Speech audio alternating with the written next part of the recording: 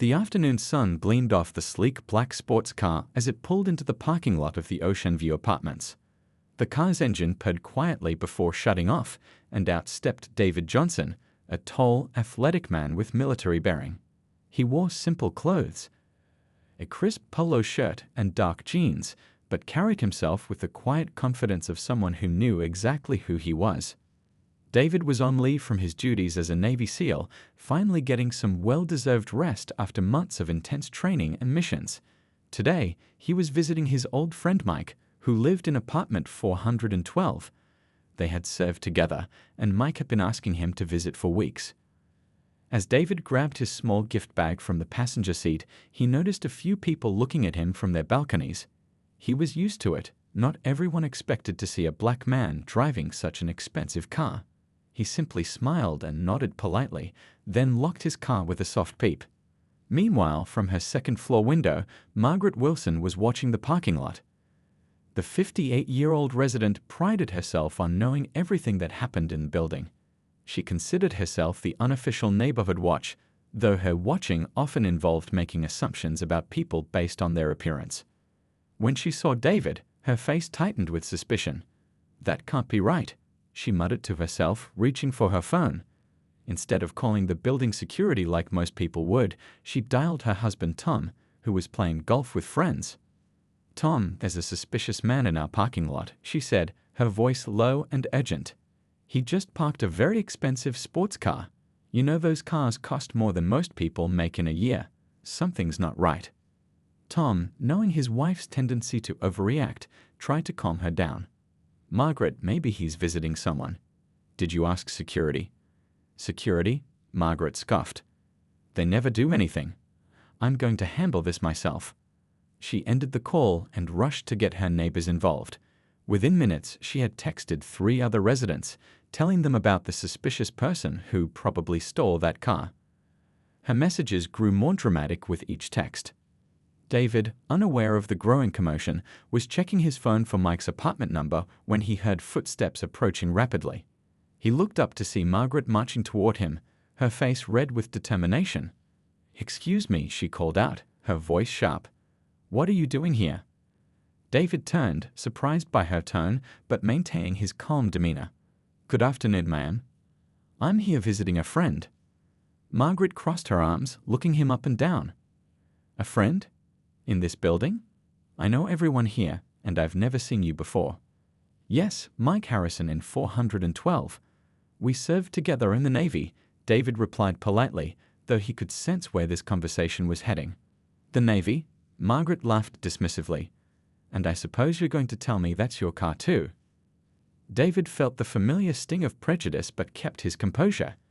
Years of military training had taught him to stay calm under pressure. "Yes, ma'am, it is my car. I worked hard for it." By now, several neighbors had gathered at their windows and balconies, drawn by Margaret's loud voice. Some were recording on their phones, sensing drama unfolding. "People like you don't drive cars like that," Margaret spat, her prejudice now fully on display. "I bet you stole it. Probably took it from some poor person who actually earned it." David took a deep breath, recognizing the futility of arguing with someone so determined to see him as a criminal. "Ma'am, I'm just here to visit my friend. I don't want any trouble." But Margaret wasn't listening.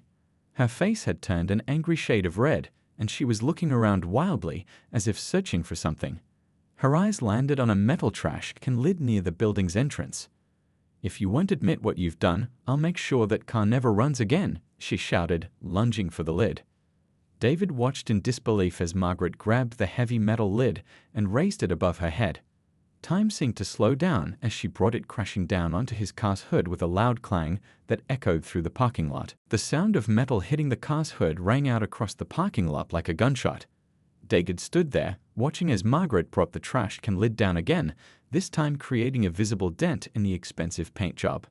His military training kept him calm, but inside, he felt a mixture of anger and disbelief.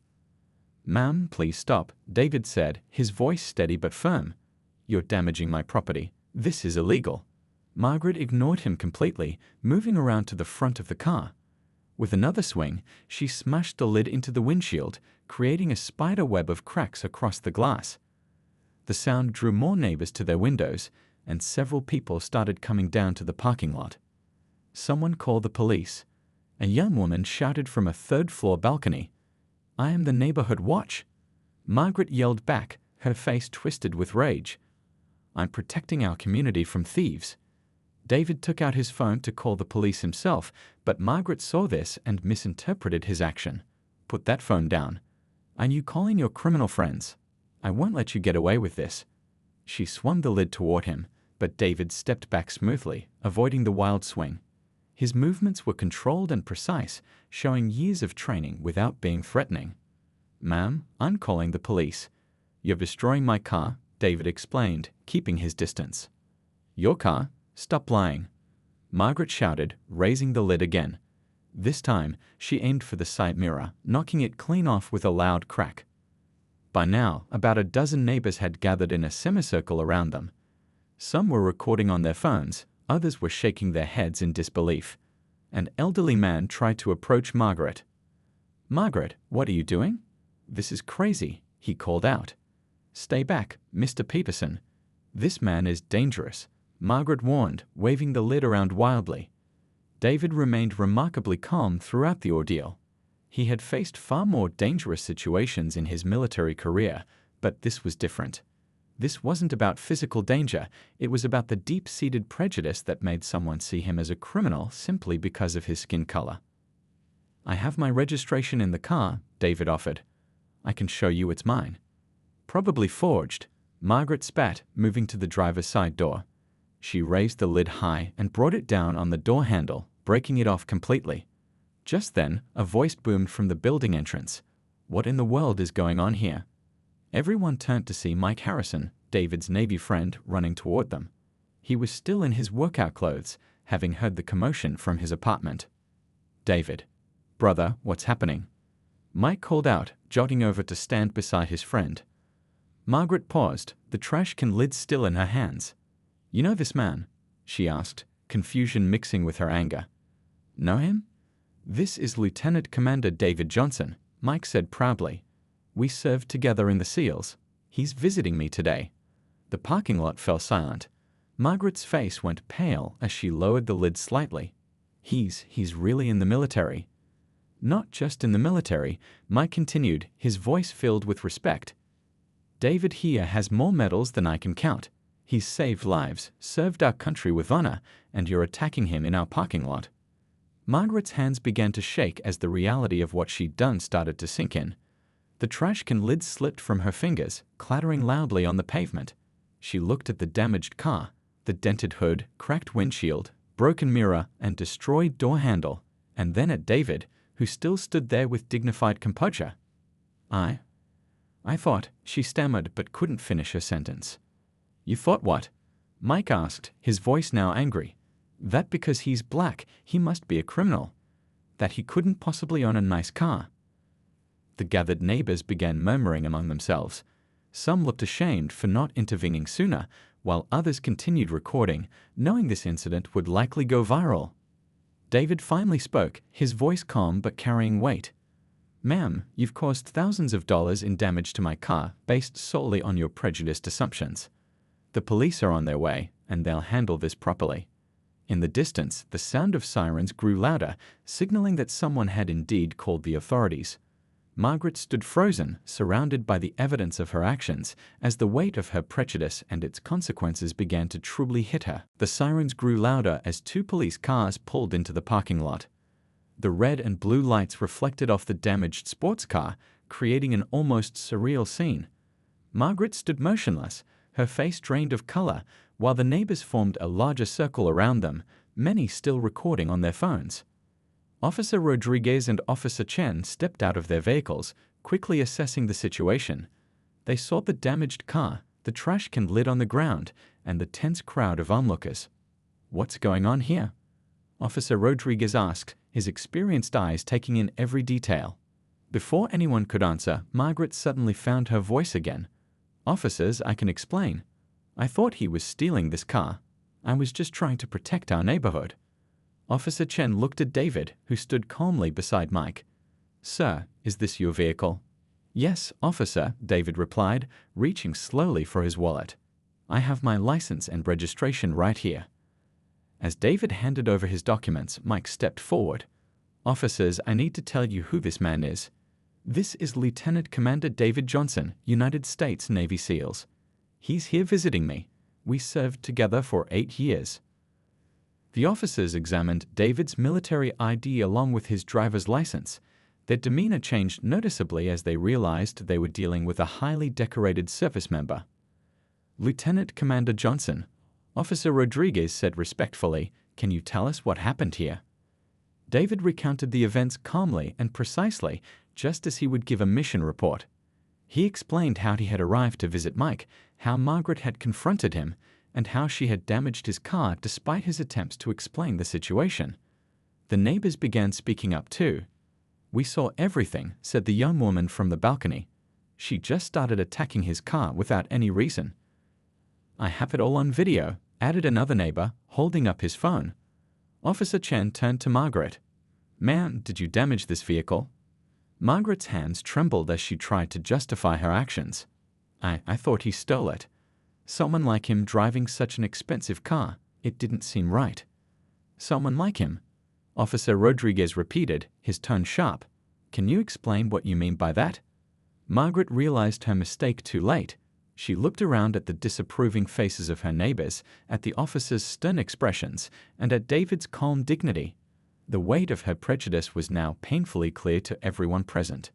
Mike couldn't contain himself any longer.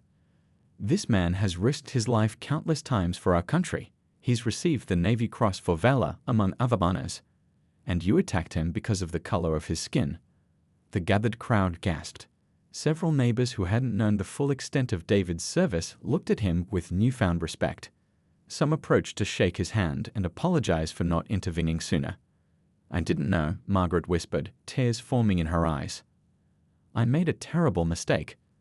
"Ma'am," Officer Chen said, "regardless of your assumptions, you've committed vandalism, destruction of property, and attempted assault. We need to place you under arrest." As Officer Rodriguez moved to handcuff Margaret, David spoke up. "Officers, may I say something?" "Of course, Lieutenant Commander," Officer Rodriguez replied. David looked at Margaret, his expression serious but not vengeful.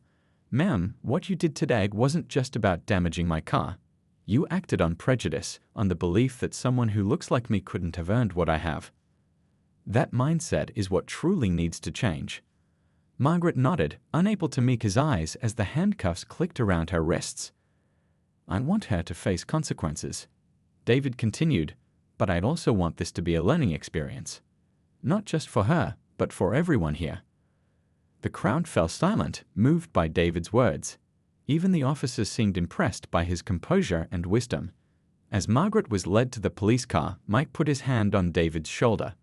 "Brother, I'm so sorry this happened. After everything you've done for our country." David shook his head. "This isn't about me, Mike. It's about changing hearts and minds. Maybe today we started that process." The neighbors began dispersing, many stopping to apologize to David personally. Several asked if they could help with his car repairs. The young woman who had first called for help approached hesitantly. "Lieutenant Commander Johnson," she said, "I recorded everything. If you need it for evidence, I'll gladly provide it." "Thank you," David replied with a gentle smile. "Your willingness to help means a lot." The police station was quieter than Margaret expected. She sat in a small room, her hands no longer cuffed but still trembling slightly. The reality of her situation was sinking in deeper with each passing minute. Through the window, she could see officers moving about their duties, treating this as just another case. But for her, it was the worst day of her life. Officer Rodriguez entered the room with some paperwork. "Mrs. Wilson, you're being charged with vandalism, destruction of property, and attempted assault. The damage to Lieutenant Commander Johnson's vehicle is estimated at over $15,000. Margaret's eyes widened at the amount. $15,000? But I didn't realize.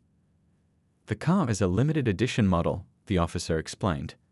"The windshield alone costs several thousand to replace, and that's not including the hood, mirror, and door damage."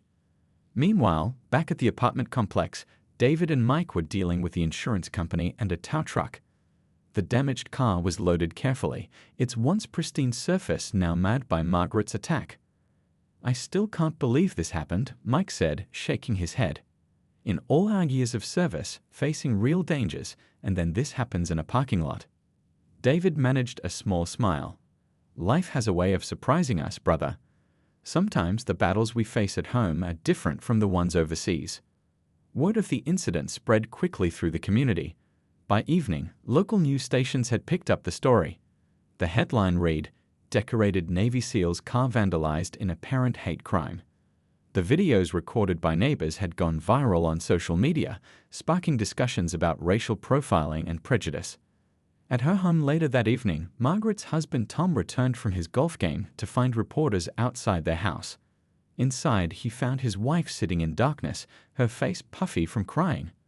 "Margaret, what have you done?" he asked, his voice a mixture of anger and disappointment. "I made a terrible mistake, Tom," she whispered. "I let my prejudices control me, and now everyone knows what kind of person I really am." The next morning, Margaret's employer called. The company had seen the news and the viral videos. They couldn't have someone who displayed such behavior representing their business. She was terminated effective immediately. David, staying at Mike's apartment, received numerous calls from veterans organizations and civil rights groups offering support. But he remained focused on using this incident as a teaching moment rather than seeking revenge. "I don't want this to be just about punishment," David told Mike over coffee. "I want it to lead to real change." A week later, at Margaret's court hearing, the courtroom was packed. Community members, veterans, and media filled every seat. Margaret stood before the judge, looking small and defeated. The judge reviewed the case carefully. "Mrs. Wilson, your actions were not only criminal, but were motivated by racial prejudice. This is particularly egregious given that you targeted a man who has served our country with distinction." David was called to give his statement. He stood tall in his naval uniform, his medals gleaming under the courtroom lights. "Your Honor, I have faced many challenges in my career, but nothing prepared me for being attacked in my own community because of my skin color. However, I believe in redemption and education over pure punishment." The judge nodded thoughtfully. "Lieutenant Commander Johnson, what would you suggest?" "I'd like Mrs. Wilson to understand why her actions were wrong and to help prevent others from making similar mistakes. Community service, diversity education, and perhaps working with veterans organizations could be more valuable than jail time alone." Margaret looked at David with surprise and gratitude. She had expected anger and demands for the harshest punishment, not this offer of a path to redemption. The judge considered David's words. "Mrs. Wilson, you're facing serious charges. The court finds you guilty of all counts. However, taking into account Lieutenant Commander Johnson's remarkable statement, I'm going to offer you a choice: 6 months in jail or a comprehensive alternative sentence, including 500 hours of community service, mandatory diversity training, and participation in a veteran support program." Margaret's voice cracked as she responded, "I'll take the alternative sentence, Your Honor. I want to learn from this. I want to be better." As the court session ended, David approached Margaret. "This is your chance to grow," he said quietly. "Don't waste it." The morning after the court hearing, Margaret woke up to find her face on the front page of the local newspaper. "Local woman sentenced for attacking Navy SEAL's car," read the headline. Her phone had been ringing nonstop with calls from concerned friends, angry community members, and even a few reporters seeking interviews.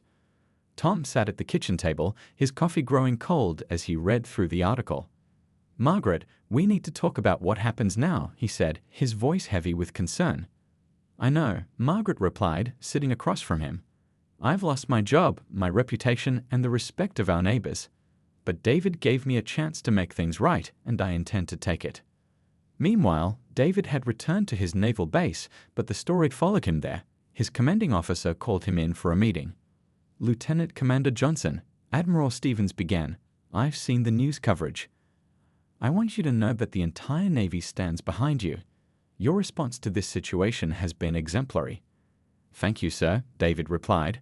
"I just tried to handle it the way we're trained, with dignity and honor." "You've done more than that," the Admiral continued. "You've shown what true leadership looks like. We're receiving calls from across the country praising your composure and compassion. Back in the community, the incident had sparked important conversations. The apartment complex held a special meeting where residents discussed diversity and inclusion. Many admitted they had harbored their own prejudices and wanted to change. Margaret began her community service at a local veteran center. On her first day, she was nervous, unsure how she would be received. The director, Robert Martinez, himself a former Marine, greeted her at the door. "Mrs. Wilson, we believe in second chances here," he said. "Many of our veterans have faced discrimination. Your job is to listen, learn, and help where you can." Margaret spent her days helping veterans with paperwork, serving meals, and most importantly, hearing their stories. She met veterans of all backgrounds who had served their country with pride, many of whom had faced prejudice both during and after their service.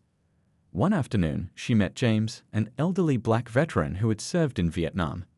As she helped him fill out medical forms, he shared his experiences of returning home to a country that often treated him as a second-class citizen despite his service. "Even after fighting for my country, some people still saw my skin color first," James told her. "But I learned that hate only breeds more hate. Understanding and compassion are what change hearts." His words hit Margaret deeply.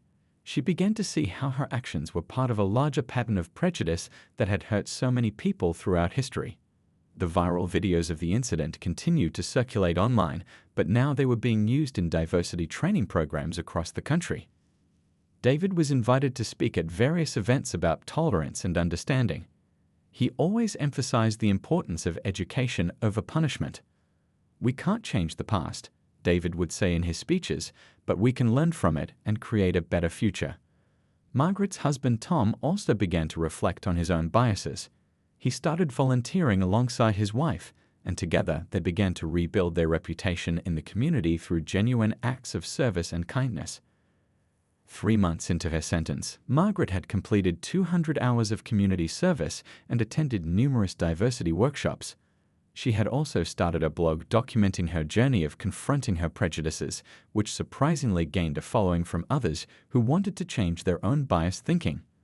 The apartment complex installed a plaque in the parking lot where the incident occurred. It read, "In this spot, a community learned that respect sees no color. Let us remember and grow together." David heard about the plaque and the changes happening in the community. He felt proud that something positive had emerged from such a negative experience. He received letters from people across the country who had been inspired by his response to choose forgiveness over anger in their own lives. Local schools began inviting both David and Margaret to speak to students about prejudice, respect, and second chances. Their story became a powerful teaching tool about the importance of not judging others based on appearance and the possibility of redemption through genuine change. 6 months had passed since that fateful day in the parking lot. Margaret stood outside the courthouse, holding a folder thick with certificates from diversity training programs and letters from the veterans she had helped. Today was her final court appearance to show she had completed all requirements of her alternative sentence.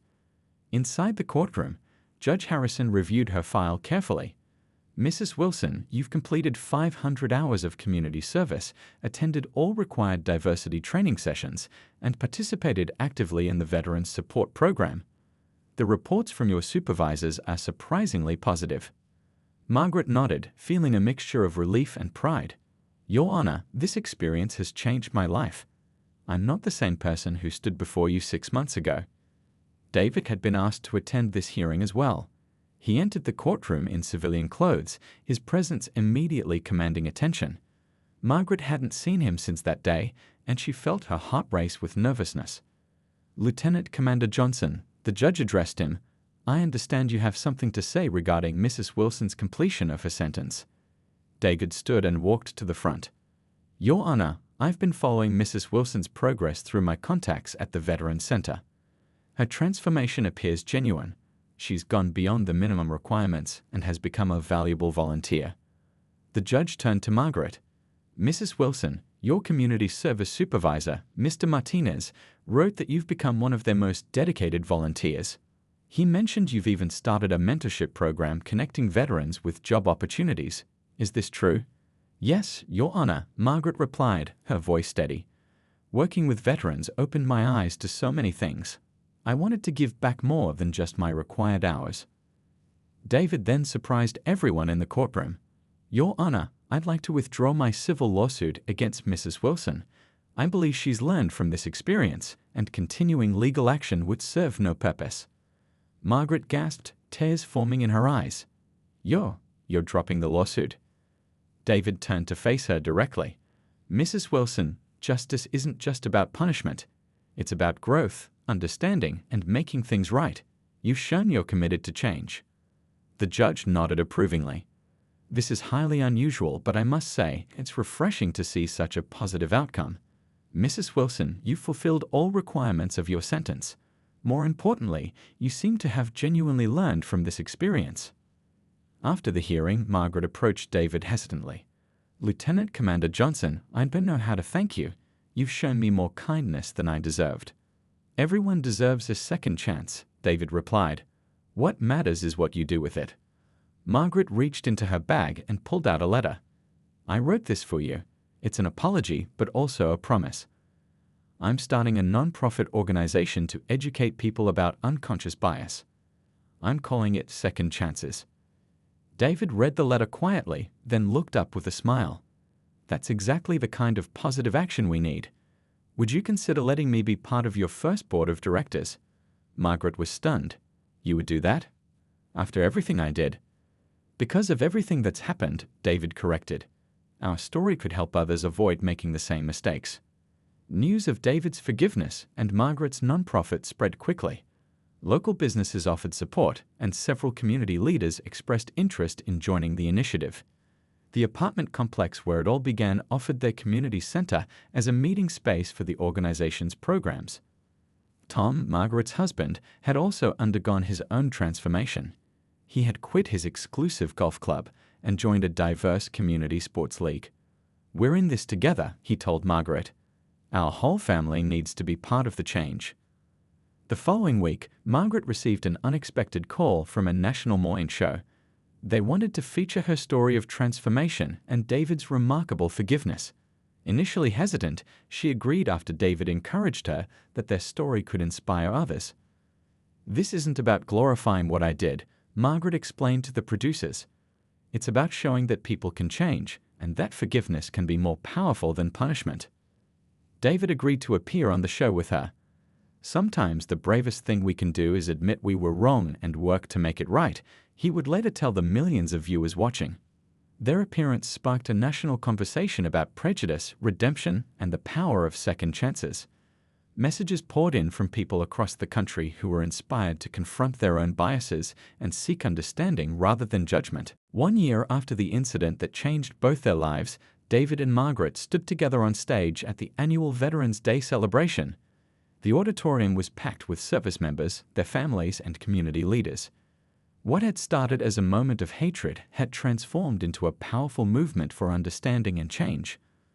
Margaret stepped up to the microphone first, her hands steady and her voice clear. A year ago, I let fear and prejudice guide my actions. I attacked a man who had done nothing but serve our country with honor. Today, I stand here as living proof that people can change. The audience listened intently as she shared her journey. She spoke about her work with veterans, the friendships she had formed, and the nonprofit organization Second Chances that now had chapters in 5 cities. We've trained over 2,000 people in recognizing and overcoming unconscious bias, Margaret continued. We've partnered with schools, businesses, and community centers. And none of this would have been possible without the man standing beside me today. David took the microphone next. When I parked my car that day, I never imagined it would lead to all of this, he said with a gentle smile. I could have chosen anger. I could have sought revenge. But I learned long ago that true strength lies in building bridges, not walls. The crowd erupted in applause. Among them sat Mike Harrison, David's Navy friend, who had watched this entire transformation unfold. He remembered that terrible day in the parking lot and marveled at how far they had all come. After the ceremony, a young boy approached David and Margaret. My teacher showed us your story in class, he said shyly. It taught me not to judge people before I know them. Margaret knelt down to the boy's level. That's exactly right. We all have to learn to see people for who they really are, not what we assume about them. Later that evening, David and Margaret were honored at a special dinner hosted by the City Council. The mayor presented them with a Community Service Award. "Your story has become a beacon of hope," she said. "You've shown us that even from our worst moments, something beautiful can grow." David's military career had taken an interesting turn as well.